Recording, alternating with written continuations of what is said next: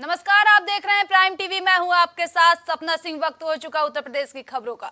लोकसभा चुनाव के चौथे चरण के चुनाव के लिए प्रचार प्रसार जोरों पर पकड़ चुका है और चुनावी जनसभाओं का दौर चल रहा है। इसी क्रम में एटा की अलीगंज विधानसभा स्थित डीएवी इंटर कॉलेज के मैदान में उत्तर प्रदेश के मुख्यमंत्री योगी आदित्यनाथ ने एक चुनावी जनसभा को संबोधित किया और मुख्यमंत्री योगी की जनसभा को देखते हुए कड़ी सुरक्षा व्यवस्था के इंतजाम किए गए। वहीं योगी आदित्यनाथ के जनसभा को संबोधित करने से ठीक पहले मैदान में दर्जनों की संख्या में बुलडोजर पहुंचे, जहां जेसीबी चालकों ने हैरत अंगेज कारनामे दिखाए और हालांकि कुछ समय बाद ही अलीगंज विधायक ठाकुर सत्यपाल सिंह ने नाराजगी जाहिर करते हुए मंच से बुलडोजर चालकों को डांट लगाई।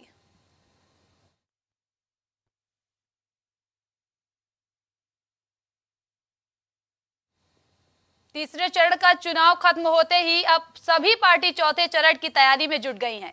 इसी बीच कांग्रेस के वरिष्ठ नेता सीपी राय ने बयान दिया है, जिसमें उन्होंने कहा कि तीसरे चरण में बीजेपी 40 सीटें भी नहीं पा रही है।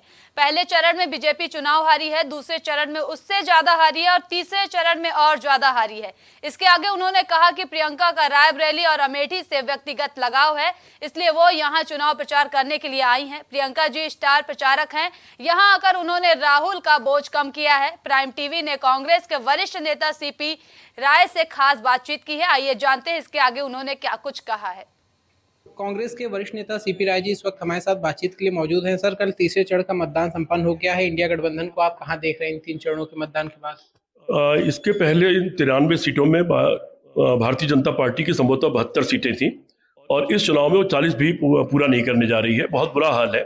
पहले चरण में चुनाव हारी, दूसरे चरण में उससे ज़्यादा हारी और तीसरे चरण में उससे और ज़्यादा हारी है।